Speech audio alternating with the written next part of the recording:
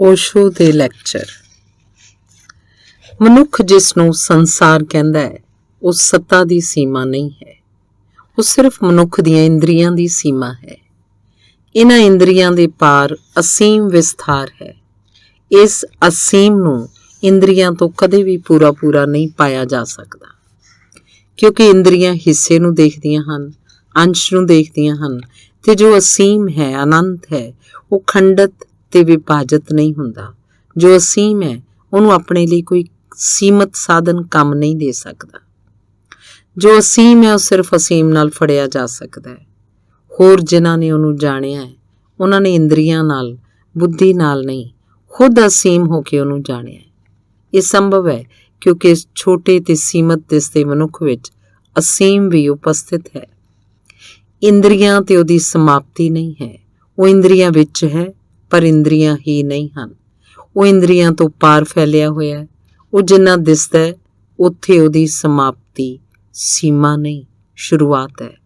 ਉਹ ਅਦ੍ਰਿਸ਼ ਹੈ। ਦ੍ਰਿਸ਼ ਦੇ ਘੇਰੇ 'ਚ ਅਦ੍ਰਿਸ਼ ਬੈਠਾ ਹੋਇਆ ਹੈ। ਇਸ ਅਦ੍ਰਿਸ਼ ਨੂੰ ਉਹ ਆਪਣੇ ਅੰਦਰ ਪਾ ਲਏ ਤਾਂ ਸੰਸਾਰ ਦੇ ਸਾਰਿਆਂ ਅਦ੍ਰਿਸ਼ਾਂ ਨੂੰ ਪਾ ਲੈਂਦਾ ਹੈ, ਕਿਉਂਕਿ ਸਾਰੇ ਭਾਗ ਤੇ ਖੰਡ ਦ੍ਰਿਸ਼ ਦੇ ਹਨ। ਅਦ੍ਰਿਸ਼ ਅਖੰਡਿਤ ਹੈ। ਇੱਕ ਤੇ ਅਨੇਕ ਉੱਥੇ ਇੱਕ ਹੀ ਹੈ, ਤੇ ਇਸ ਲਈ ਇੱਕ ਨੂੰ ਪਾ ਲੈਣ ਨਾਲ ਸਭ ਨੂੰ ਪਾ ਲਿਆ ਜਾਂਦਾ ਹੈ। ਕਿਹਾ ਹੈ ਮਹਾਵੀਰ ਨੇ, ਜੇ ਅਗਮ ਜਾਣੇ ਸੇ ਸਵਮ ਜਾਣੇ। ਇੱਕ ਨੂੰ ਜਾਣਿਆ ਕਿ ਸਭ ਨੂੰ ਜਾਣਿਆ। ਉਹ ਇੱਕ ਅੰਦਰ ਹੈ, ਉਹ ਦ੍ਰਿਸ਼ ਨਹੀਂ, ਦ੍ਰਿਸ਼ਟਾ ਹੈ। ਇਸ ਤੋਂ ਇਹਨੂੰ ਪਾਉਣ ਦਾ ਮਾਰਗ ਅੱਖ ਨਹੀਂ ਹੈ। ਅੱਖ ਬੰਦ ਕਰਨਾ ਇਹਦਾ ਮਾਰਗ ਹੈ। ਅੱਖ ਬੰਦ ਕਰਨ ਦਾ ਅਰਥ ਹੈ ਦ੍ਰਿਸ਼ ਤੋਂ ਮੁਕਤੀ। ਅੱਖ ਬੰਦ ਹੋਵੇ ਤੇ ਅੰਦਰ ਦ੍ਰਿਸ਼ ਵਹਿੰਦੇ ਹੋਣ ਤਾਂ ਅੱਖ ਖੁੱਲੀ ਹੈ। ਦ੍ਰਿਸ਼ ਦ੍ਰਿਸ਼ਟੀ 'ਚ ਨਾ ਹੋਵੇ ਤੇ ਅੱਖ ਖੁੱਲੀ ਹੋਵੇ ਤਾਂ ਵੀ ਅੱਖ ਬੰਦ ਹੈ। ਦ੍ਰਿਸ਼ ਨਾ ਹੋਵੇ ਤੇ ਸਿਰਫ ਦ੍ਰਿਸ਼ਟੀ, ਸਿਰਫ ਦਰਸ਼ਨ ਰਹਿ ਜਾਏ ਤਾਂ ਦ੍ਰਿਸ਼ਟਾ ਪ੍ਰਗਟ ਹੋ ਜਾਂਦਾ ਹੈ। ਜਿਸ ਦਰਸ਼ਨ ਨਾਲ ਦ੍ਰਿਸ਼ਟਾ ਦਿਸੇ, ਉਹ ਸਹੀ ਦਰਸ਼ਨ ਹੈ। ਇਹ ਦਰਸ਼ਨ ਜਦੋਂ ਤੱਕ ਨਹੀਂ, ਉਦੋਂ ਤੱਕ ਮਨੁੱਖ ਅੰਨਾ ਹੁੰਦਾ ਹੈ। ਅੱਖਾਂ ਹੁੰਦੇ ਹੋਏ ਵੀ ਅੱਖ ਨਹੀਂ ਹੁੰਦੀ। ਇਸ ਦਰਸ਼ਨ ਨਾਲ ਅੱਖਾਂ ਮਿਲਦੀਆਂ ਹਨ, ਵਾਸਤਵਿਕ ਅੱਖਾਂ, ਇੰਦਰੀਆਂ ਤੋਂ ਪਾਰ ਅੱਖਾਂ। ਇੱਕ ਪ੍ਰਵਚਨ ਕੱਲ ਸੁਣਿਆ ਹੈ, ਉਹਦਾ ਸਾਰ ਸੀ ਆਤਮ ਦਮਨ। ਪ੍ਰਚਲਿਤ ਰੂੜੀ ਇਹੀ ਹੈ। ਸੋਚਿਆ ਜਾਂਦਾ ਹੈ ਕਿ ਸਭ ਨਾਲ ਪ੍ਰੇਮ ਕਰਨਾ ਹੈ, ਪਰ ਖੁਦ ਤੋਂ ਘਿਰਣਾ ਕਰਨੀ ਹੈ, ਖੁਦ ਆਪਣੇ ਨਾਲ ਦੁਸ਼ਮਣੀ ਕਰਨੀ ਹੈ। ਉਦੋਂ ਕਿਤੇ ਆਤਮ ਜੈ ਹੁੰਦੀ ਹੈ, ਪਰ ਵਿਚਾਰ ਜਿੰਨਾ ਪ੍ਰਚਲਿਤ ਹੈ ਓਨਾ ਹੀ ਗਲਤ ਹੈ। ਇਸ ਮਾਰਗ ਤੋਂ ਵਿਅਕਤਿਤਵ ਦੁਵੈਤ ਵਿੱਚ ਟੁੱਟ ਜਾਂਦਾ ਹੈ ਤੇ ਆਤਮ ਹਿੰਸਾ ਦੀ ਸ਼ੁਰੂਆਤ ਹੁੰਦੀ ਹੈ, ਤੇ ਹਿੰਸਾ ਸਾਰਾ ਕਰੂਪ ਕਰ ਦਿੰਦੀ ਹੈ। ਮਨੁੱਖ ਨੂੰ ਵਾਸ਼ਨਾਵਾਂ ਇਸ ਤਰ੍ਹਾਂ ਦਮਨ ਨਹੀਂ ਕਰਨੀਆਂ, ਨਾ ਕੀਤੀਆਂ ਜਾ ਸਕਦੀਆਂ। ਇਹ ਹਿੰਸਾ ਦਾ ਰਸਤਾ ਧਰਮ ਦਾ ਰਸਤਾ ਨਹੀਂ ਹੈ। ਇਸ ਦੇ ਨਤੀਜੇ ਵਿੱਚ ਹੀ ਸਰੀਰ ਨੂੰ ਸਤਾਉਣ ਦੇ ਕਿੰਨੇ ਵਿਕਸਿਤ ਰੂਪ ਹੋ ਗਏ ਹਨ। ਉਸ ਵਿੱਚ ਦਿਸਦੀਆਂ ਤਪ ਵਿਧਾਵਾਂ, ਪਰ ਅਸਲ 'ਚ ਹਿੰਸਾ ਦਾ ਰਸ, ਦਮਨ ਤੇ ਪ੍ਰਤੀਰੋਧ ਦਾ ਸੁੱਖ, ਇਹ ਤਪ ਨਹੀਂ, ਆਤਮ ਵੰਚਨਾ ਹੈ। ਮਨੁੱਖ ਨੇ ਖੁਦ ਨਾਲ ਲੜਨਾ ਨਹੀਂ, ਖੁਦ ਨੂੰ ਜਾਣਨਾ ਹੈ, ਪਰ ਜਾਣਨਾ ਖੁਦ ਨਾਲ ਪ੍ਰੇਮ ਕਰਨ ਨਾਲ ਸ਼ੁਰੂ ਹੁੰਦਾ ਹੈ। ਖੁਦ ਦਾ ਸਹੀ ਰੂਪਾਂਤਰਣ ਪ੍ਰੇਮ ਕਰਨਾ ਹੈ, ਨਾ ਤਾਂ ਵਾਸ਼ਨਾਵਾਂ ਦੇ ਪਿੱਛੇ ਅੰਨਾ ਹੋ ਕੇ ਦੌੜਨ ਵਾਲਾ ਖੁਦ ਨਾਲ ਪ੍ਰੇਮ ਕਰਦਾ ਹੈ, ਨਾ ਵਾਸ਼ਨਾਵਾਂ 'ਚ ਅੰਨਾ ਹੋ ਕੇ ਲੜਨ ਵਾਲਾ ਖੁਦ ਨੂੰ ਪ੍ਰੇਮ ਕਰਦਾ ਹੈ। ਉਹ ਦੋਵੇਂ ਅੰਨੇ ਹਨ, ਤੇ ਪਹਿਲੇ ਅੰਨੇਪਨ ਦੀ ਪ੍ਰਤੀਕਿਰਿਆ ਵਿੱਚੋਂ ਦੂਸਰੇ ਅੰਨੇਪਨ ਦਾ ਜਨਮ ਹੋ ਜਾਂਦਾ ਹੈ। ਇੱਕ ਵਾਸ਼ਨਾਵਾਂ ਵਿੱਚ ਖੁਦ ਨੂੰ ਨਸ਼ਟ ਕਰਦਾ ਹੈ, ਇੱਕ ਉਹਨਾਂ ਨਾਲ ਲੜ ਕੇ ਖੁਦ ਨੂੰ ਨਸ਼ਟ ਕਰਦਾ ਹੈ। ਉਹ ਦੋਵੇਂ ਆਪਣੇ ਪ੍ਰਤੀ ਘਿਰਣਾ ਨਾਲ ਭਰੇ ਹਨ। ਗਿਆਨ ਦਾ ਆਰੰਭ ਖੁਦ ਨੂੰ ਪ੍ਰੇਮ ਕਰਨ ਨਾਲ ਹੁੰਦਾ ਹੈ। ਮੈਂ ਜੋ ਵੀ ਹਾਂ, ਉਹਨੂੰ ਸਵੀਕਾਰ ਕਰਨਾ ਹੈ, ਉਹਨੂੰ ਪ੍ਰੇਮ ਕਰਨਾ ਹੈ, ਤੇ ਇਸ ਸਵੀਕਾਰ ਤੇ ਇਸ ਪ੍ਰੇਮ ਵਿੱਚ ਹੀ ਉਹ ਪ੍ਰਕਾਸ਼ ਹੁੰਦਾ ਹੈ ਜਿਸ ਨਾਲ ਸਹਿਜੇ ਸਭ ਕੁਝ ਪਰਿਵਰਤਿਤ ਹੋ ਜਾਂਦਾ ਹੈ। ਇਸ ਨਾਲ ਹੀ ਇੱਕ ਬਿਲਕੁਲ ਨਵੀਂ ਸੁੰਦਰਤਾ ਦਾ ਵਿਅਕਤਿਤਵ ਵਿੱਚ ਉਦੈ ਹੁੰਦਾ ਹੈ। ਇੱਕ ਸੰਗੀਤ ਦਾ, ਤੇ ਇੱਕ ਸ਼ਾਂਤੀ ਦਾ, ਤੇ ਇੱਕ ਆਨੰਦ ਦਾ, ਜਿਨ੍ਹਾਂ ਦੇ ਸਮੁੱਚੇ ਪ੍ਰਭਾਵ ਦਾ ਨਾਂ ਅਧਿਆਤਮਕ ਜੀਵਨ ਹੈ। ਸੱਚ ਤੇ ਕੁਝ ਚਰਚਾ ਚੱਲ ਰਹੀ ਸੀ ਕਿ ਮੈਂ ਵੀ ਆ ਗਿਆ। ਸੁਣਦਾ ਹਾਂ। ਜੋ ਗੱਲ ਕਰਦੇ ਹਨ ਉਹ ਅਧਿਐਨਸ਼ੀਲ ਹਨ, ਵਿਭਿੰਨ ਦਰਸ਼ਨਾਂ ਤੋਂ ਜਾਣੂ ਹਨ। ਕਿੰਨੇ ਮਤ ਹਨ, ਹੋਰ ਕਿੰਨੇ ਵਿਚਾਰ ਹਨ, ਸਾਰੇ ਉਹਨਾਂ ਨੂੰ ਗਿਆਤ ਮਾਲੂਮ ਹੁੰਦੇ ਹਨ। ਬੁੱਧੀ ਉਹਨਾਂ ਦੀ ਭਰੀ ਹੋਈ ਹੈ, ਸੱਚ ਨਾਲ ਤਾਂ ਨਹੀਂ, ਸੱਚ ਦੇ ਸੰਬੰਧਾਂ 'ਚ ਹੋਰਾਂ ਨੇ ਜੋ ਕੁਝ ਕਿਹਾ ਉਸ ਨਾਲ। ਜਿਵੇਂ ਹੋਰਾਂ ਨੇ ਜੋ ਕਿਹਾ ਹੈ, ਉਸ ਆਧਾਰ ਨਾਲ ਵੀ ਸੱਚ ਜਾਣਿਆ ਜਾ ਸਕਦਾ ਹੈ। ਸੱਚ ਜਿਵੇਂ ਕੋਈ ਮਤ ਹੈ, ਵਿਚਾਰ ਹੈ, ਕੋਈ ਬੌਧਿਕ ਤਾਰਕਿਕ ਸਿੱਟਾ ਹੈ। ਵਿਵਾਦ ਉਹਨਾਂ ਦਾ ਗਹਿਰਾ ਹੁੰਦਾ ਜਾ ਰਿਹਾ ਹੈ ਤੇ ਹੁਣ ਕੋਈ ਵੀ ਕਿਸੇ ਦੀ ਗੱਲ ਸੁਣਨ ਦੀ ਸਥਿਤੀ 'ਚ ਨਹੀਂ ਹੈ। ਹਰ ਕੋਈ ਬੋਲ ਰਿਹਾ ਪਰ ਕੋਈ ਸੁਣ ਨਹੀਂ ਰਿਹਾ। ਮੈਂ ਚੁੱਪ ਹਾਂ। ਫਿਰ ਕਿਸੇ ਨੂੰ ਮੇਰੀ ਯਾਦ ਆਉਂਦੀ ਹੈ। ਉਹ ਮੇਰਾ ਮਤ ਵੀ ਜਾਣਨਾ ਚਾਹੁੰਦੇ ਹਨ। ਮੇਰਾ ਤਾਂ ਕੋਈ ਮਤ ਨਹੀਂ ਹੈ। ਮੈਨੂੰ ਤਾਂ ਦਿਸਦਾ ਹੈ ਕਿ ਜਿੱਥੋਂ ਤੱਕ ਮਤ ਹੈ ਉੱਥੋਂ ਤੱਕ ਸੱਚ ਨਹੀਂ ਹੈ। ਵਿਚਾਰ ਦੀ ਜਿੱਥੇ ਸਮਾਪਤੀ ਹੈ, ਸੱਚ ਦਾ ਉੱਥੋਂ ਆਰੰਭ ਹੈ। ਮੈਂ ਕੀ ਕਹਾਂਗਾ? ਉਹ ਸਾਰੇ ਸੁਣਨ ਨੂੰ ਉਤਸੁਕ ਹਨ। ਇੱਕ ਕਹਾਣੀ ਕਹਿੰਦਾ ਹਾਂ। ਇੱਕ ਸਾਧੂ ਸੀ, ਬੋਧੀ ਧਰਮ। ਉਹ ਈਸਾ ਦੀ 6ਵੀਂ ਸਦੀ 'ਚ ਚੀਨ ਗਿਆ ਸੀ। ਕੁਝ ਸਾਲ ਉੱਥੇ ਰਿਹਾ, ਫਿਰ ਘਰ ਮੁੜਨਾ ਚਾਹਿਆ ਤੇ ਆਪਣੇ ਚੇਲਿਆਂ ਨੂੰ ਇਕੱਠਾ ਕੀਤਾ। ਉਹ ਜਾਣਨਾ ਚਾਹੁੰਦਾ ਸੀ ਕਿ ਸੱਚ ਵਿੱਚ ਉਹਨਾਂ ਦੀ ਕਿੰਨੀ ਗਤੀ ਹੋਈ ਹੈ। ਉਹਦੇ ਉੱਤਰ 'ਚ ਇੱਕ ਨੇ ਕਿਹਾ, ਮੇਰੇ ਮਤ ਨਾਲ ਸੱਚ ਸਵੀਕਾਰ ਅਸਵੀਕਾਰ ਤੋਂ ਪਹਿਲਾਂ ਹੈ। ਨਾ ਕਿਹਾ ਜਾ ਸਕਦਾ ਹੈ ਕਿ ਨਾ ਕਿਹਾ ਜਾ ਸਕਦਾ ਹੈ ਕਿ ਨਹੀਂ ਹੈ, ਕਿਉਂਕਿ ਅਜਿਹਾ ਹੀ ਉਹਦਾ ਸਰੂਪ ਹੈ।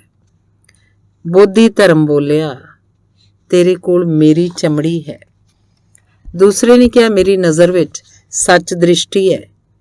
ਉਹਨੂੰ ਇੱਕ ਵਾਰੀ ਪਾ ਲਿਆ ਤਾਂ ਪਾ ਲਿਆ, ਫਿਰ ਉਹਦਾ ਖੋਣਾ ਨਹੀਂ ਹੈ। ਬੋਧੀ ਧਰਮ ਬੋਲਿਆ, ਤੇਰੇ ਕੋਲ ਮੇਰਾ ਮਾਸ ਹੈ। ਤੀਸਰੇ ਨੇ ਕਿਹਾ, ਮੈਂ ਮੰਨਦਾ ਕਿ 5 ਮਹਾਭੂਤ ਸ਼ੂਨਯ ਹਨ ਤੇ 5 ਸਕੰਦ ਵੀ ਅਵਾਸਤਵਿਕ ਹਨ। ਇਹ ਸ਼ੂਨਯਤਾ ਹੀ ਸੱਚ ਹੈ। ਬੋਧੀ ਧਰਮ ਨੇ ਕਿਹਾ, ਤੇਰੇ ਕੋਲ ਮੇਰੀਆਂ ਹੱਡੀਆਂ ਹਨ। ਤੇ ਅਖੀਰੀ ਉਹ ਉੱਠਿਆ ਜੋ ਜਾਣਦਾ ਸੀ। ਉਹਨੇ ਗੁਰੂ ਦੇ ਚਰਨਾਂ 'ਚ ਸਿਰ ਰੱਖ ਦਿੱਤਾ ਤੇ ਮੌਨ ਰਿਹਾ। ਉਹ ਚੁੱਪ ਸੀ ਤੇ ਉਹਦੀਆਂ ਅੱਖਾਂ ਸ਼ੂਨਯ ਸਨ।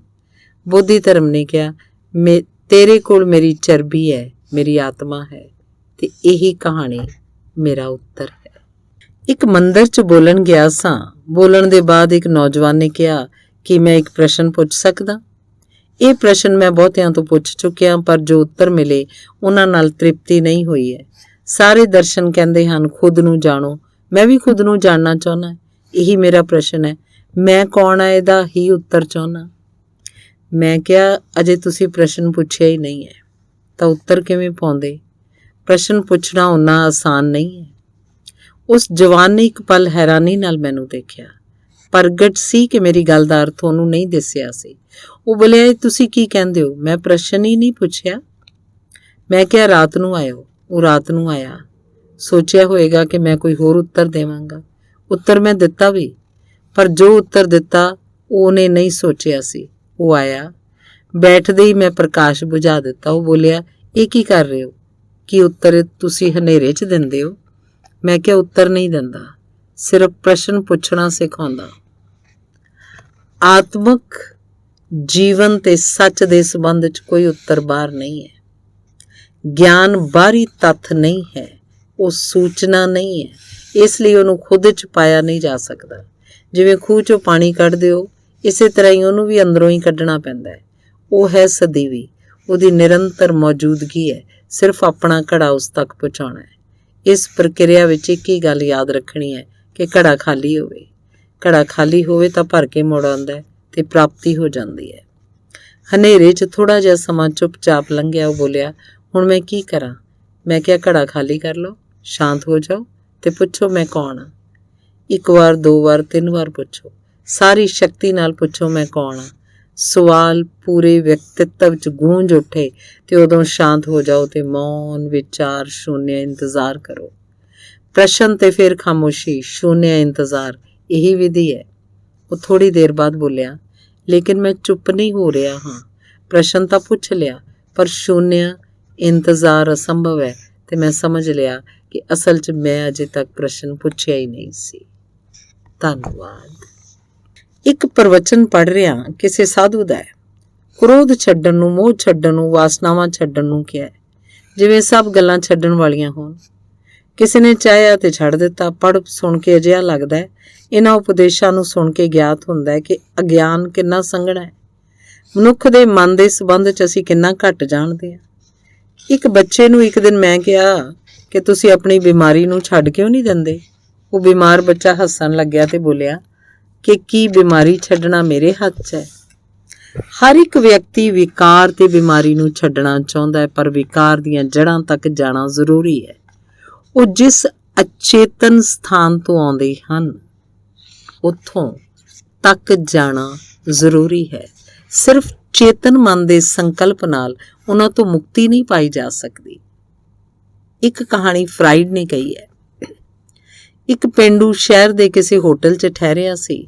ਰਾਤ ਉਹਨੇ ਆਪਣੇ ਕਮਰੇ 'ਚ ਪ੍ਰਕਾਸ਼ ਨੂੰ ਬੁਝਾਉਣ ਦੀ ਬਹੁਤ ਕੋਸ਼ਿਸ਼ ਕੀਤੀ, ਪਰ ਅਸਫਲ ਹੀ ਰਿਹਾ। ਉਹਨੇ ਪ੍ਰਕਾਸ਼ ਨੂੰ ਫੂਕ ਮਾਰ ਕੇ ਬੁਝਾਉਣਾ ਚਾਹਿਆ। ਬਹੁਤ ਤਰ੍ਹਾਂ ਫੂਕਾਂ ਮਾਰੀਆਂ, ਪਰ ਪ੍ਰਕਾਸ਼ ਸੀ ਕਿ ਬਿਨਾਂ ਕੰਬੇ ਜਗਦਾ ਹੀ ਗਿਆ। ਉਹਨੇ ਸੁਬਾਹ ਇਹਦੀ ਸ਼ਿਕਾਇਤ ਕੀਤੀ। ਸ਼ਿਕਾਇਤ ਦੇ ਉੱਤਰ 'ਚ ਉਹਨੂੰ ਗਿਆਤ ਹੋਇਆ ਕਿ ਉਹ ਪ੍ਰਕਾਸ਼ ਦੀਵੇ ਦਾ ਨਹੀਂ ਸੀ ਜੋ ਫੂਕ ਮਾਰ ਕੇ ਬੁਝਾਇਆ ਜਾ ਸਕੇ। ਉਹ ਪ੍ਰਕਾਸ਼ ਤਾਂ ਬਿਜਲੀ ਦਾ ਸੀ। ਤੇ ਮੈਂ ਕਹਿਣਾ ਕਿ ਮਨੁੱਖ ਦੇ ਵਿਕਾਰਾਂ ਨੂੰ ਵੀ ਫੂਕ ਮਾਰ ਕੇ ਬੁਝਾਉਣ ਦੀ ਵਿਧੀ ਗਲਤ ਹੈ। ਉਹ ਮਿੱਟੀ ਦੇ ਦੀਵੇ ਹਨ। ਉਹਨਾਂ ਨੂੰ ਬੁਝਾਉਣ ਦੀ ਵਿਧੀ ਅਚੇਤਨ 'ਚ ਛਿਪੀ ਹੈ। ਚੇਤਨ ਦੇ ਸਭ ਸੰਕਲਪ ਫੂਕ ਮਾਰਨ ਦੀ ਤਰ੍ਹਾਂ ਬੇਅਰਥ ਹਨ। ਸਿਰਫ ਅਚੇਤਨ 'ਚ ਯੋਗ ਮਾਧਿਅਮ ਨਾਲ ਉਤਰ ਕੇ ਹੀ ਉਹਨਾਂ ਦੀਆਂ ਜੜ੍ਹਾਂ ਤੋੜੀਆਂ ਜਾ ਸਕਦੀਆਂ ਹਨ। ਮੈਂ 3 ਛੋਟੇ-ਛੋਟੇ ਸ਼ਬਦਾਂ ਤੇ ਮਨੁੱਖ ਦੀ ਸਾਰੀ ਚੇਤਨਾ ਨੂੰ ਘੁੰਮਦੇ ਹੋਏ ਵੇਖਿਆ ਹੈ, ਦੇਖਦਾ ਹਾਂ। ਉਹ 3 ਸ਼ਬਦ ਕਿਹੜੇ ਹਨ? ਉਹ ਸ਼ਬਦ ਹਨ ਵਿਵੇਕ, ਬੁੱਧੀ ਤੇ ਵ੍ਰਿਤੀ। ਵਿਵੇਕ ਨਾਲ ਸ੍ਰੇਸ਼ਟਤਮ ਚੱਲਦੇ ਹਨ, ਬੁੱਧੀ ਨਾਲ ਉਹ ਜੋ ਮੱਧ ਵਿੱਚ ਹਨ, ਤੇ ਵ੍ਰਿਤੀ ਚੇਤਨਾ ਦੀ ਨਿਮਨਤਮ ਦਸ਼ਾ ਹੈ। ਵ੍ਰਿਤੀ ਪਾਸ਼ਵਿਕ ਹੈ, ਬੁੱਧੀ ਮਾਨਵੀ ਹੈ, ਵਿਵੇਕ ਅਲੌਕਿਕ ਹੈ। ਵ੍ਰਿਤੀ ਸਹਿਜ ਤੇ ਅੰਨੀ ਹੈ, ਉਨੀਂਦ ਹੈ। ਉਹ ਚੇਤਨ ਦਾ ਸੰਸਾਰ ਹੈ। ਉੱਥੇ ਨਾ ਸ਼ੁਭ ਹੈ ਨਾ ਅਸ਼ੁਭ ਹੈ। ਕੋਈ ਭੇਤ ਉੱਥੇ ਨਹੀਂ ਹੈ। ਇਸ ਨਾਲ ਕੋਈ ਅੰਤਰ ਸੰਘਰਸ਼ ਵੀ ਨਹੀਂ ਹੈ। ਉਹ ਅੰਨੀਆਂ ਵਾਸ਼ਨਾਵਾਂ ਦਾ ਸਹਿਜ ਪ੍ਰਵਾਹ ਹੈ। ਬੁੱਧੀ ਨਾ ਨੀਂਦ ਹੈ ਨਾ ਜਾਗਰਣ ਹੈ, ਅਰਧ ਮੂਰਛਾ ਹੈ। ਇਹ ਵ੍ਰਿਤੀ ਤੇ ਵਿਵੇਕ ਦੇ ਵਿਚਾਲੇ ਸੰਕਰਮਣ ਹੈ। ਉਹ ਦਹਲੀਜ਼ ਹੈ। ਉਸ 'ਚ ਇੱਕ ਅੰਸ਼ ਚੇਤੰਨਿਆ ਹੋ ਗਿਆ ਹੈ, ਲੇਕਿਨ ਬਾਕੀ ਅਚੇਤਨ ਹੈ। ਇਸ ਨਾਲ ਭੇਤ ਬੋਧ ਹੈ, ਸ਼ੁਭ ਅਸ਼ੁਭ ਦਾ ਜਨਮ ਹੈ, ਵਾਸ਼ਨਾ ਵੀ ਹੈ, ਵਿਚਾਰ ਵੀ ਹੈ। ਵਿਵੇਕ ਪੂਰਨ ਜਾਗਰਤੀ ਹੈ, ਸ਼ੁੱਧ ਚੇਤਨਤਾ ਹੈ। ਉਹ ਸਿਰਫ ਪ੍ਰਕਾਸ਼ ਹੈ। ਉੱਥੇ ਵੀ ਕੋਈ ਸੰਘਰਸ਼ ਨਹੀਂ ਹੈ। ਉਹ ਵੀ ਸਹਿਜ ਹੈ। ਉਹ ਸ਼ੁਭ ਦਾ, ਸੱਚ ਦਾ, ਸੁੰਦਰਤਾ ਦਾ ਸਹਿਜ ਪ੍ਰਵਾਹ ਹੈ। ਵ੍ਰਿਤੀ ਵੀ ਸਹਿਜ, ਵਿਵੇਕ ਵੀ ਸਹਿਜ। ਵ੍ਰਿਤੀ ਅੰਨੀ ਸਹਿਜਤਾ, ਵਿਵੇਕ ਸਜਗ ਸਹਿਜਤਾ, ਬੁੱਧੀ ਪਰ ਅਸਹਿਜ ਹੈ। ਉਸ ਵਿੱਚ ਪਿੱਛੇ ਵੱਲ ਵ੍ਰਿਤੀ ਹੈ, ਅੱਗੇ ਵੱਲ ਵਿਵੇਕ ਹੈ। ਉਹਦੇ ਸਿਖਰ ਦੀ ਲੌ ਵਿਵੇਕ ਦੇ ਵੱਲ, ਆਧਾਰ ਦੀਆਂ ਜੜ੍ਹਾਂ ਵ੍ਰਿਤੀ ਵਿੱਚ ਹਨ। ਸਤਾ ਕੁਝ ਤਲਹੱਟੀ, ਕੁਝ ਇਹੀ ਖਿਚਾ ਹੈ। ਪਸ਼ੂ ਵਿੱਚ ਡੁੱਬਣ ਦਾ ਆਕਰਸ਼ਣ, ਪ੍ਰਭੂ ਵਿੱਚ ਉੱਠਣ ਦੀ ਚੁਣੌਤੀ, ਉਸ ਵਿੱਚ ਦੋਵੇਂ ਇਕੱਠੇ ਹੀ ਹਨ। ਇਸ ਚੁਣੌਤੀ ਤੋਂ ਡਰ ਕੇ ਜੋ ਪਸ਼ੂ ਵਿੱਚ ਡੁੱਬਣ ਦਾ ਯਤਨ ਕਰਦੇ ਹਨ, ਉਹ ਭਰਮ 'ਚ ਹਨ। ਜੋ ਅੰਸ਼ ਚੈਤਨਯ ਹੋ ਗਿਆ ਹੈ, ਉਹ ਹੁਣ ਅਚੇਤਨ ਨਹੀਂ ਹੋ ਸਕਦਾ। ਜਗਤ ਵਿਵਸਥਾ ਵਿੱਚ ਪਿੱਛੇ ਮੁੜਨ ਦਾ ਕੋਈ ਰਸਤਾ ਨਹੀਂ ਹੈ।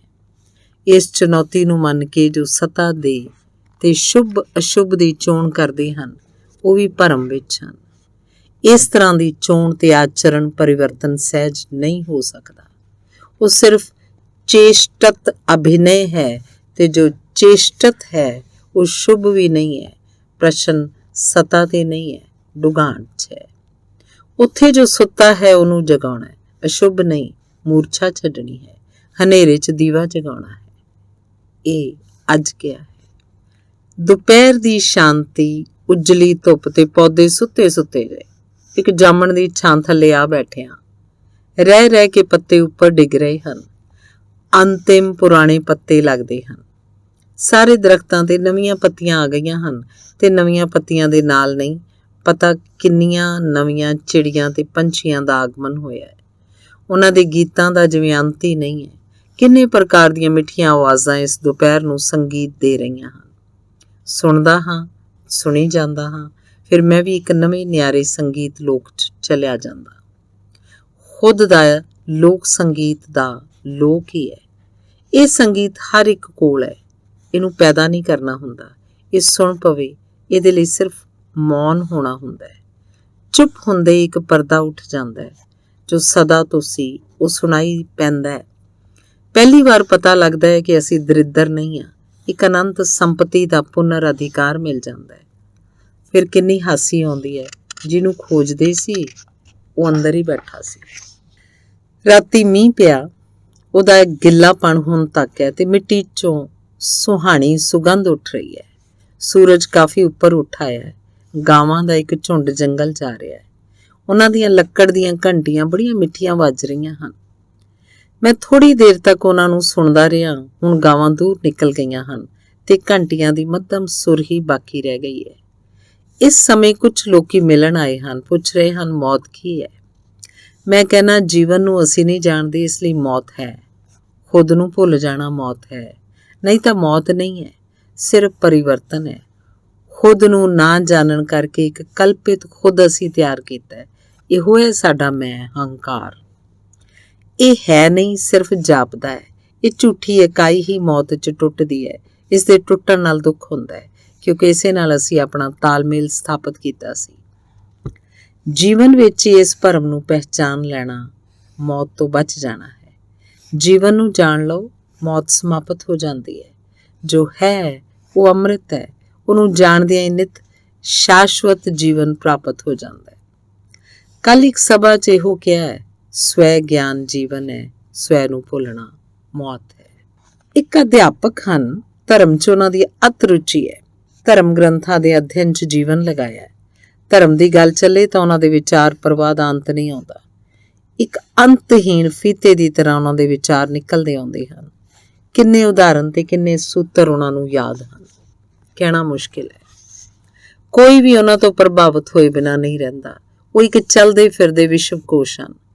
ਅਜਿਹੀ ਉਹਨਾਂ ਦੀ ਪ੍ਰਸਿੱਧੀ ਹੈ। ਕਈ ਵਾਰੀ ਮੈਂ ਉਹਨਾਂ ਦੇ ਵਿਚਾਰ ਸੁਣੇ ਹਨ ਤੇ ਮੌਨ ਰਿਹਾ ਹਾਂ। ਇੱਕ ਵਾਰ ਉਹਨਾਂ ਨੇ ਮੈਨੂੰ ਪੁੱਛਿਆ ਕਿ ਮੇਰਾ ਉਹਨਾਂ ਦੇ ਸੰਬੰਧ 'ਚ ਕੀ ਖਿਆਲ ਹੈ। ਮੈਂ ਜੋ ਸੱਚ ਸੀ ਉਹੀ ਕਿਹਾ ਕਿ ਈਸ਼ਵਰ ਦੇ ਸੰਬੰਧ 'ਚ ਵਿਚਾਰ ਇਕੱਠਾ ਕਰਨ 'ਚ ਉਹਨਾਂ ਨੇ ਈਸ਼ਵਰ ਨੂੰ ਗੁਆ ਦਿੱਤਾ ਹੈ। ਉਹ ਨਿਸ਼ਚਿਤ ਹੀ ਚੌਂਕ ਗਏ ਜਾਪਦੇ ਸਨ।